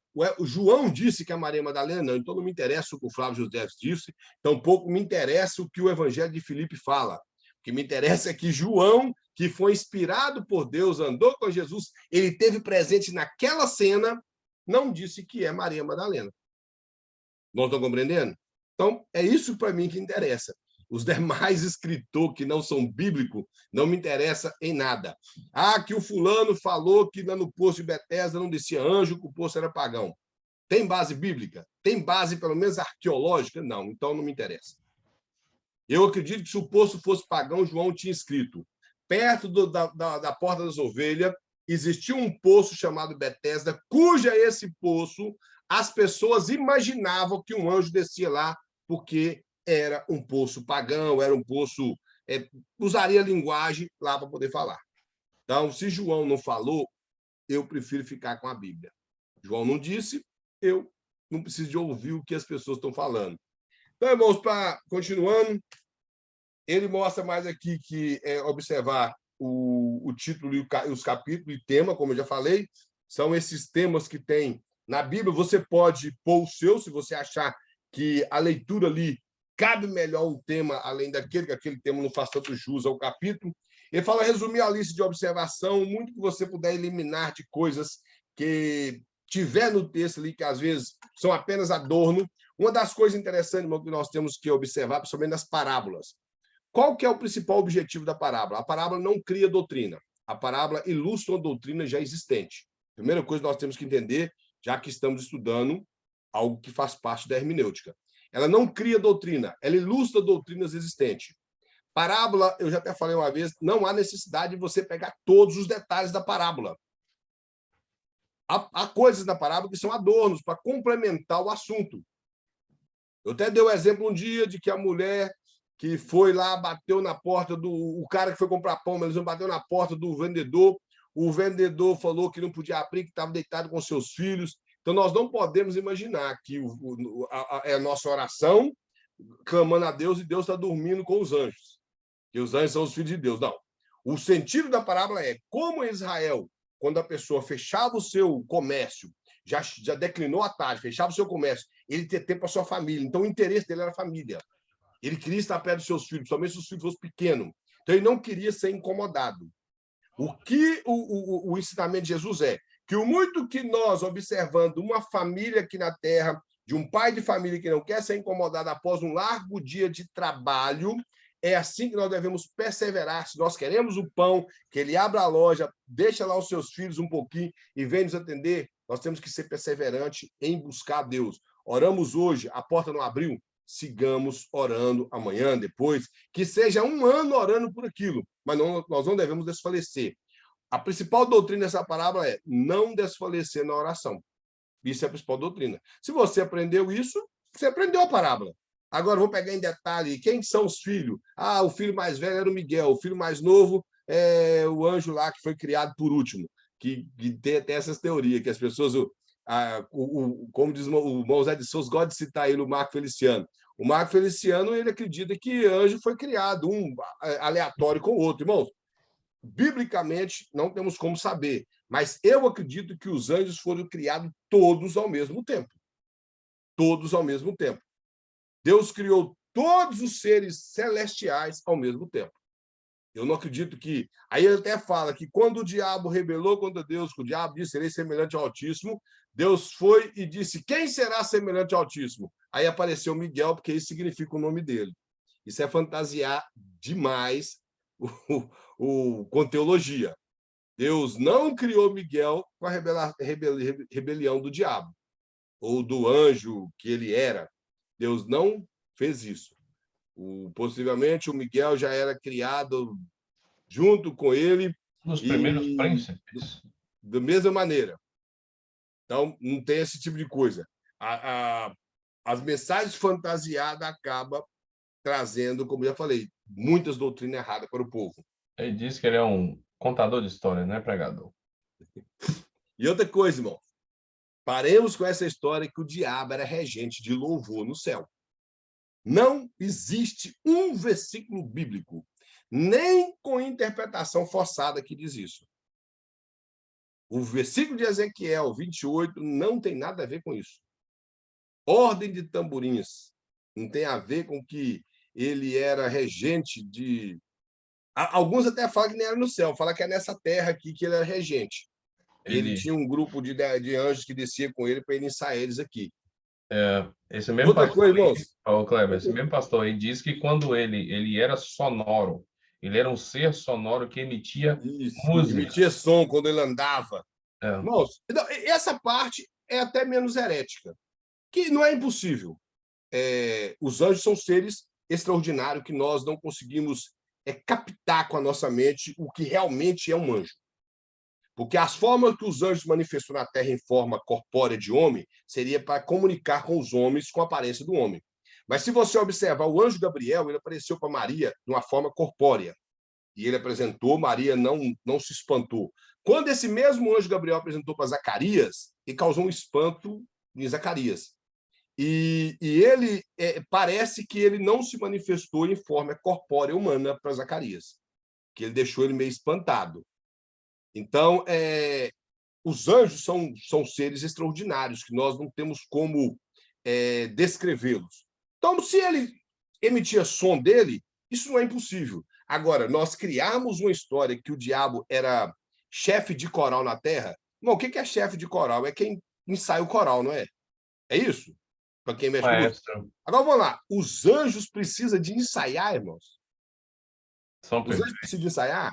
Vamos raciocinar inteligente. Eles foram criados perfeitos. Eles não precisam de ensaiar para poder louvar a Deus. Eles não precisam. Ou os irmãos imaginam que todo dia no céu, 3, 4 horas da tarde, tem um ensaio de louvor dos anjos. Os irmãos já pararam para imaginar isso, irmão? E o maestro não está lá. Não.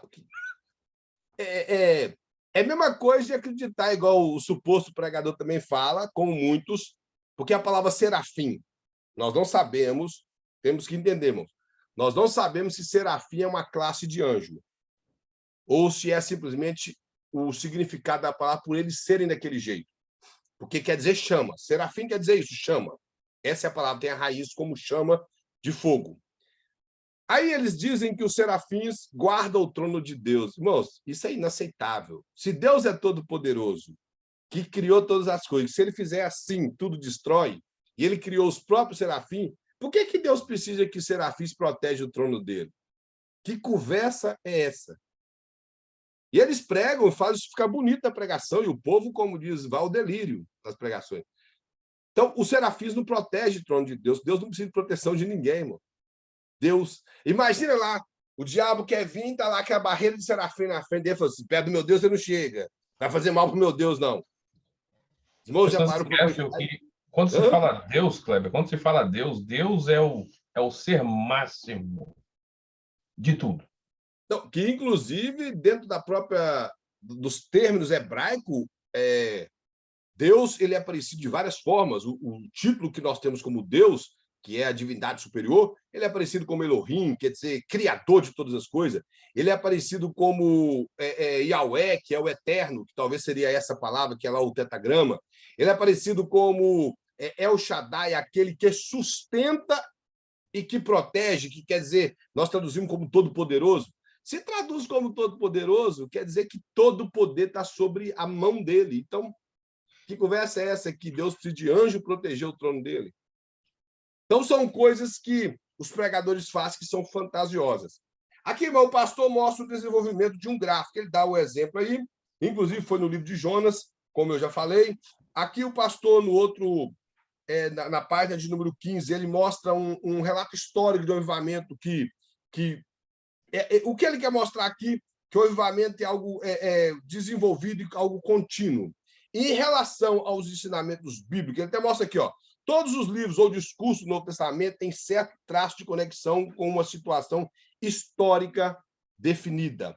Todos os livros da Bíblia, somente do Novo Testamento, como o pastor Glock, ele tem essa questão. Principalmente as cartas. Eu não sei se os irmãos já observaram, as cartas do apóstolo Paulo, com exceção de poucas, está baseado no livro de Atos. Carta de Coríntios, todas as cartas às igrejas, com exceção da carta aos Colossenses, está baseado no livro de Atos, e melhor também a carta aos Romanos. Porque não foi Paulo que fundou a igreja de Roma e não foi Paulo que fundou a igreja de Colosso. Mas a carta à igreja de Filipenses, dos Filipenses foi Paulo que fundou, da região da Galácia, o apóstolo Paulo fundou, todas as igrejas tinham lá, que lá não era apenas uma igreja. A igreja de Coríntios foi Paulo que fundou, em Tessalônica foi Paulo que fundou. Então, as igrejas que o apóstolo Paulo enviou carta, está relatada em Atos. Algumas pessoas fazem uns questionamentos se foi Paulo que escreveu 1º e 2 Timóteo e a Tito pelo fato de não estar relatada em Atos.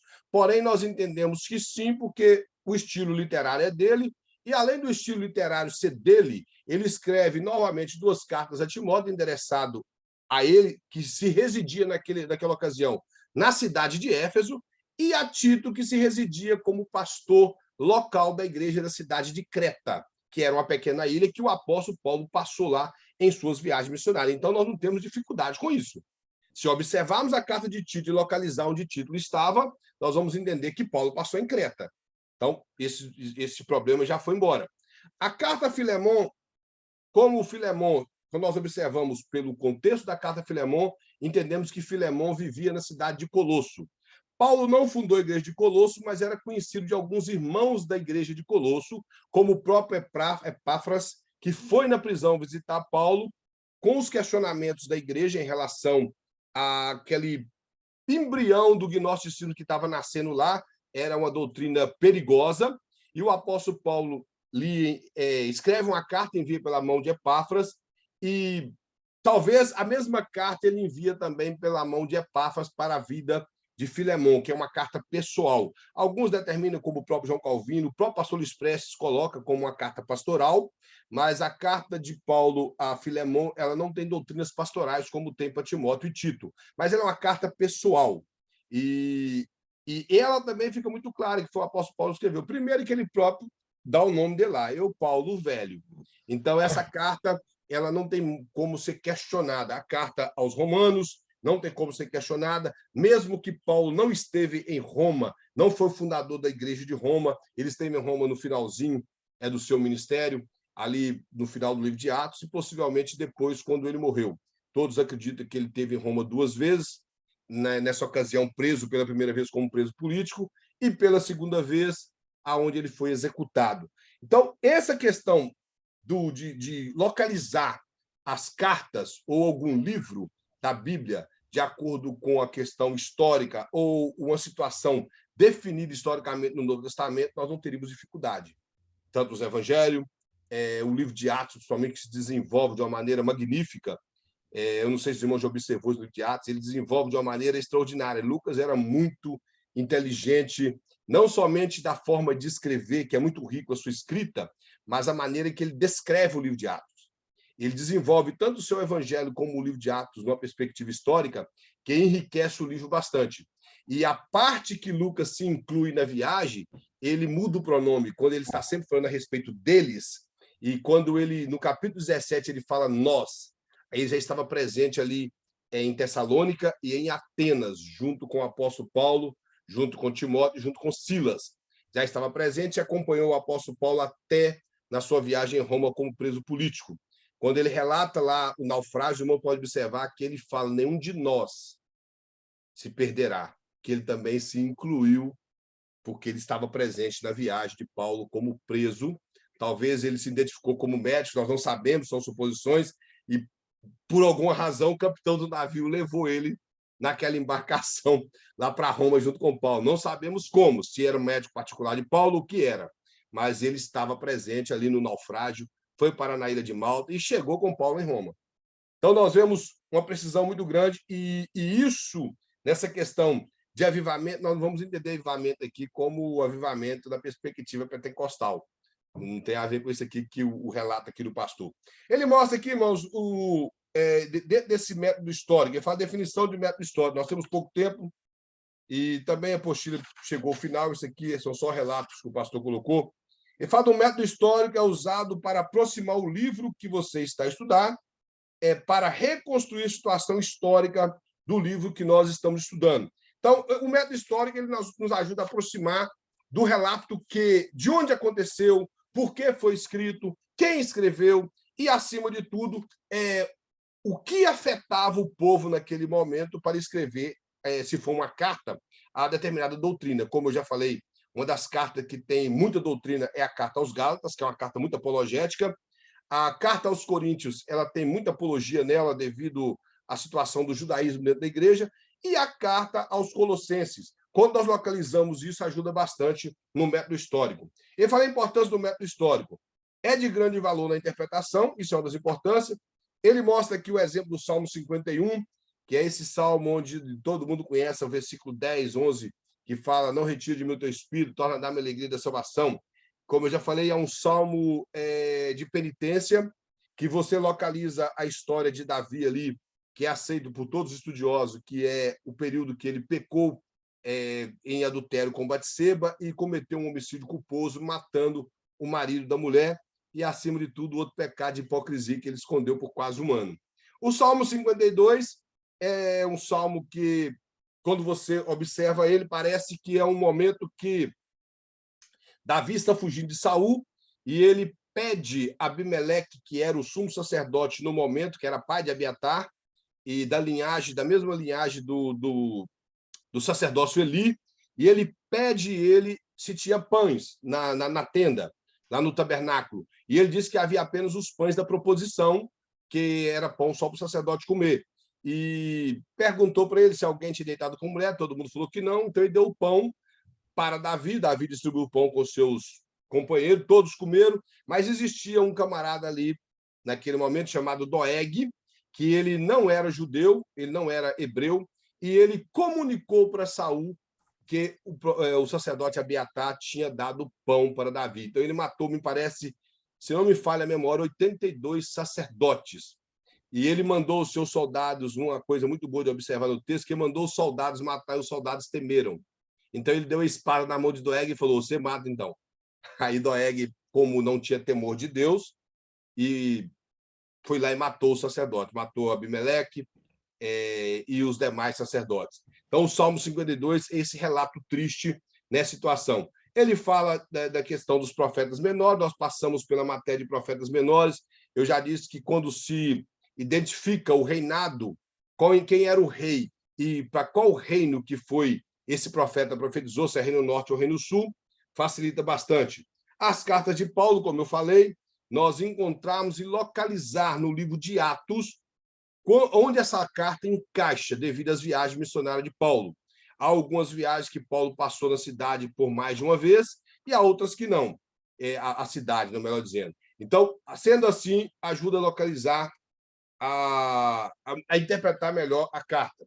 Ele fala fornecer ilustração, que a própria Bíblia é rica em ilustração, e fornecer um material de uso para a imaginação. O próprio texto nos capacita, não a imaginação fantasiosa, mas uma imaginação que te ajuda a interpretar o texto. E, acima de tudo, irmãos, as duas regras principais de interpretar a Bíblia. Primeira, contexto. Texto e contexto. Segundo, a Bíblia interpreta a Bíblia. Todos os versículos bíblicos que nós observarmos, às vezes vai ter um outro versículo que vai estar paralelo a esse para nos ajudar a interpretar a Bíblia. Então, nós temos que observar isso. Ele fala como usar o método, ele fala desenvolver uma história bíblica, e mostra aqui um gráfico sobre o sofrimento de Jó, a adoração, que está no livro de Levítico, para mim, é um dos livros que mais revela como devemos adorar a Deus. A revisão da lei, que é o livro de Deuteronômio, a palavra Theoto, quer dizer segundo, então seria a segunda lei, mas no caso seria a repetição da lei, mais ampliada, claro. O livro de Ruth, que é um livro de muito sofrimento, aqui colocou fé e amor, mas o amor aqui talvez seja não o amor de homem para com mulher, como alguns interpretam, mas o livro de Ruth não tem nada de história de amor, de romancismo nele. Ele é um livro que retrata muitos sofrimentos, irmãos, observar, e muita fé. E, claro, o amor que eu creio que o pastor colocou é o amor entre nora e sogra, que quase não tem hoje, que sempre há piadas ruins com essas questões de nora e sogra. O livro de Gênesis, que é o livro do começo, que é um relato histórico, deve ser interpretado como história. O Êxodo, que é a saída relatando a redenção do povo de Israel, dando aplicação para o novo. O Números, que é o momento que o povo ele é distribuído da forma correta e o seu percurso no deserto, sua jornada no deserto, que durou cerca mais ou menos de 38 anos. O livro de Números, irmãos, ele cobre um espaço de 38 anos do povo de Israel ali no deserto. Se os irmãos quiserem anotar isso do lado aí, seria bom.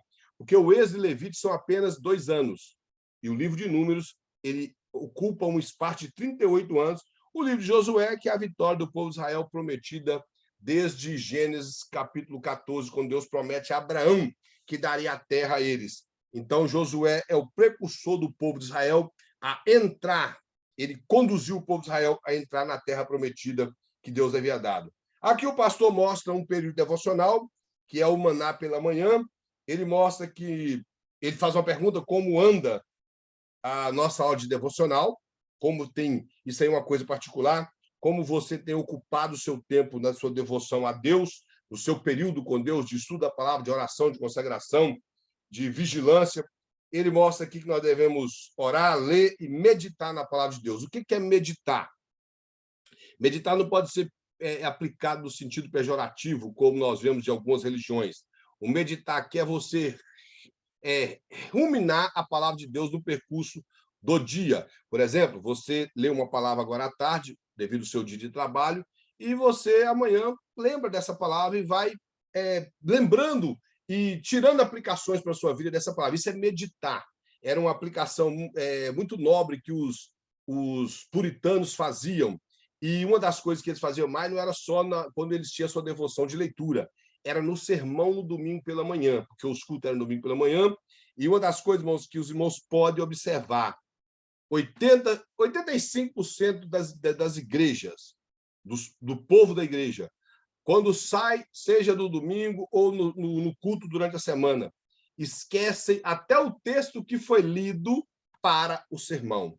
Nós temos que absorver o máximo do sermão e meditar naquele sermão ao sair do culto e aplicar em nossas vidas. Culto não é entretenimento, culto é adoração a Deus. E o momento da palavra é quando Deus ele é adorado e ele entrega a nós a vontade dele. Entrega a nós a interpretação correta da palavra. Ele mostra uma mensagem que às vezes conforta, que edifica, que levanta o povo. Então, nós temos que meditar e não simplesmente empolgar. Nossa, você viu que ele foi power. Aí tem pessoas que pegam muito só os jargões do pregador. Temos que meditar principalmente no texto que ele leu, da doutrina principal que ele aplicou, e não simplesmente nos jargões.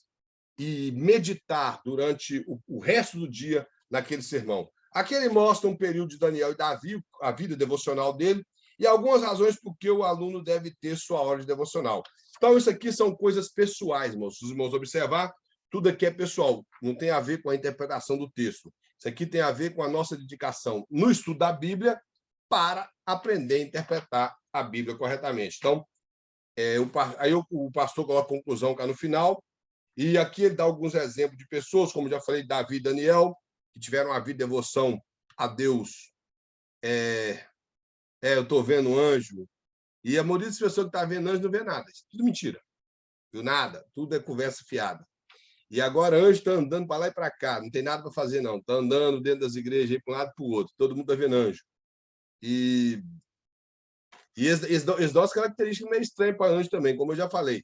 Eu queria ver esses benditos que vêm anjo todo dia, ver os anjos que Ezequiel viu, para ver se eles ficariam querendo ver mesmo esses anjos que Ezequiel viu. Então, irmãos, aqui o pastor mostra algumas sugestões de prática, como fazer uma hora devocional. Ele mostra aqui começar com oração, pegar um texto, escolher um texto. Ele aqui coloca mais ou menos 10 versículos. Eu, particularmente, falo, pega capítulos da Bíblia e lê. Capítulos da Bíblia e lê. Não fica sustentando com 10 versículos, pega capítulo da Bíblia e lê. É assim que aprende Bíblia. Lê 10 versículos no livro de Gênesis hoje, 10 versículos no livro de Salmo amanhã, você não vai aprender nada. Pega o livro de Gênesis e lê ele todo. Pega o livro de Salmo, lê ele todo. É assim que se aprende Bíblia. Lê toda a Bíblia e relê novamente, vai relendo. Vai chegar 100 vezes que leu e você vai chegar à conclusão que você não sabe nada. Estava lá, ainda não sei nada da Bíblia ainda. Então, assim que ocorre. E concluindo, ele fala, a devoção é vital no seu desenvolvimento. Bom, nós não temos como desenvolver o nosso conhecimento bíblico se a ferramenta que é a Bíblia não é usada. Os irmãos estão compreendendo? Se queremos aprender Bíblia, temos que fazer uso dela. Como eu já falei, não é fácil. Vou terminar a nossa matéria com essa frase. Não é fácil nós compreendermos muitas coisas da Bíblia devido ao espaço, à distância que a Bíblia está de nós, mas não é impossível. Hoje nós temos muitas coisas que nos auxiliam, muito material bom, mas principalmente o material primordial é a Bíblia.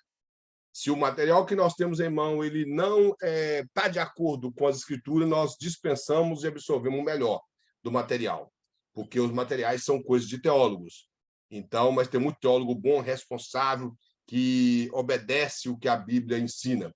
Mas o primordial, a ferramenta primordial é a Bíblia. Aí o pastor Glomar no final aqui, ó. Todo estudo bíblico deve levar o leitor para um contato direto com as Escrituras, de tal maneira que sua vida seja moldada pela palavra. Se isso não ocorre conosco, irmão, nós estamos simplesmente estudando a Bíblia para aparecer ou para querer simplesmente mostrar que nós temos conhecimento ou ser um tagarela num púlpito da igreja. O principal objetivo de nós estudarmos a Bíblia é nós moldarmos as nossas vidas. Como eu já falei, nós temos que basear em Esdras 7:10, que ele fala, e eu busquei a lei do Senhor, apliquei no meu coração e ensinei o povo. Ou seja, eu estudei, eu vivi e aí apliquei. Assim que tem que ser a nossa vida de devocional da Bíblia. É estudá-la, alimentar o máximo possível dela, mudar a nossa vida, pautar a nossa vida na palavra de Deus para ensinarmos. Nós não podemos sermos como os fariseus hipócritas, ensinarmos o que não vivemos. Não estou dizendo que você... vou colocar você, não, vou usar o termo aqui, que uma pessoa que às vezes tem dificuldade de guardar a língua, às vezes ele fala muito, que ele não possa falar na igreja a respeito da fofoca ou determinadas coisas, porque ele fala, mas é uma doutrina bíblica, então ele tem que falar para que ele próprio se corrija. E talvez ele falando tanto vai chegar uma coisa precisando vai falar, tá vendo? Você fala muito e você mesmo não guarda a sua língua. Então, nós temos que aplicar em nós primeiro para depois aplicar no povo. Como nosso irmão está vendo o anjo, quem sabe mais, realmente tem esses problemas na questão da pessoa estudar a Bíblia para isso. O que nós, irmãos Ed Souza, fala aqui, para finalizar, é uma coisa muito séria que eu fui numa igreja que tinha um rapaz que ele ia para os estudos, e na época ele conhecia o texto bíblico. Ele já tinha lido a Bíblia nessa época 14 vezes, segundo ele, mas realmente ele conhecia o texto bíblico, mas ele não sabia interpretar. Se você falasse que não está escrito tal coisa, ele sabia. Mas a interpretação dele era bem deficiente. Mas ele ia para os estudos bíblicos para criar polêmica. É para isso que ele ia no estudo bíblico. Por exemplo, se ele pegasse o irmão que estava iniciando, ele deitava e rolava. Ele falava assim, agora eu pego ele. Então, era com maldade para poder prender a pessoa contra a parede no ensinamento da Bíblia. Isso não é saudável, isso não é algo de alguém maduro. Nós somos estudando teologia, nós vamos chegar na igreja que, às vezes, nós vamos ter pastores que não têm o conhecimento que nós temos. Mas, primeiro, ele está lá porque Deus colocou. Segundo, temos que ser pessoas maduras. Terceiro, respeitar os nossos líderes. A única coisa que nós podemos fazer é, se ele ensinou alguma coisa que está errado, chegar nele e conversar. Se entendemos que ele tem certa dificuldade devido à idade e tudo mais, ele nunca teve um contato com o estudo teológico, até talvez a questão acadêmica dele é muito baixa, nós temos que respeitar tudo isso. É uma coisa que eu sempre falo aqui nas aulas, respeitar as pessoas no seu ensinamento. Principalmente se são pessoas que têm uma vida com Deus, são excelentes pastores, mas têm essa dificuldade por nunca ter frequentado um curso teológico e talvez tendo pouca escolaridade. Então, isso dificulta para uma pessoa. Nós temos que saber amar essas pessoas e ser pessoas pacientes em relação a isso. Eu sei que, às vezes, quando nós ouvimos coisas que fogem daquilo que hoje nós entendemos na Bíblia, que não é aquela interpretação, às vezes nós pensamos, tem que falar, mas temos que respeitar. Não há necessidade de menosprezar ninguém, porque nós adquirimos certo conhecimento a mais. Eu falo porque hoje em dia se tem uma coisa, como eu já falei aqui na aula a respeito do dízimo, nós falamos aquela vez a respeito do dízimo. Quando eu ouço alguém falando do dízimo, eu não preocupo de debater com ninguém, que o dízimo não é lei, que o dízimo, quem não dá dízimo é ladrão. Não, se ele falou que eu não vou levantar e debater com eles. Eu respeito o meu pastor, respeito a pessoa que está ali falando, nós temos que fazer isso. Amém? Irmãos, tem alguma pergunta, alguma colocação? Não? Nós já passamos 7 minutos do horário. Então, irmãos, eu vou fazer o possível para essa semana, vou ver se eu consigo fazer isso amanhã, pesquisar em relação ao bloco 3 do exercício e ajudar os irmãos. Mas já vou de antemão avisando, eu não posso ficar fazendo isso com os demais, as demais é questão, porque senão o pastor vai puxar minha orelha. Os irmãos entendem isso, eu como professor não posso ficar... Eu vou tentar fazer e que eu vou perguntar a ele e vou tentar fazer para ajudar os irmãos. Na verdade, uma coisa que eu tenho que ser leal aos irmãos e a ele, eu tenho que perguntar a ele também se eu posso fazer isso. Os irmãos compreendem. Eu vou ter que perguntar a ele, saber se eu posso fazer. Se ele falar não, eu vou ter que mandar com a mensagem dizendo aos irmãos que eu não posso e não me autorizou a ajudar os irmãos. Talvez ele sim, porque vai ser apenas um exercício. Talvez ele autorize. Veremos. Amém? Que Deus em Cristo abençoe os irmãos. Nós vamos orar agradecendo a Deus. Segunda-feira que vem, relembrando, nós não temos aula e voltaremos na outra segunda com a nova matéria. Não sei se o pastor vai vir para cá ou se ele vai continuar. Ele ficou de me dar um retorno sexta-feira. Dependendo da matéria, se for uma matéria técnica, ele teria que vir, porque matéria técnica, tirando hermenêutica, homilética, essas matérias, português, didática, essas coisas, eu não sei dar aula. Isso aí eu estudei, mas não sei, só estudei lá na escola, mas não é minha área. Isso é a área de quem realmente tem o conteúdo para isso, eu realmente não tenho. Então, se a matéria for bíblica, eu posso continuar aqui, senão ele terá que vir para cá.